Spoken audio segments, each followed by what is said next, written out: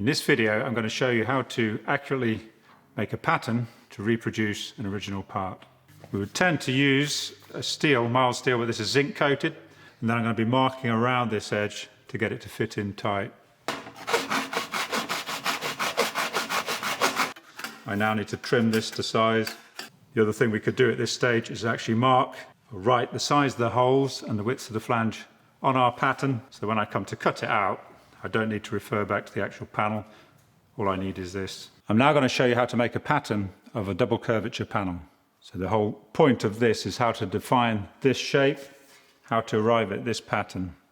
We start with a piece of paper, and we're going to be sitting this onto our wing. So getting our flat piece of paper to fit the double curvature shape by tucking the edges as necessary. Then that defines the shape of our pattern.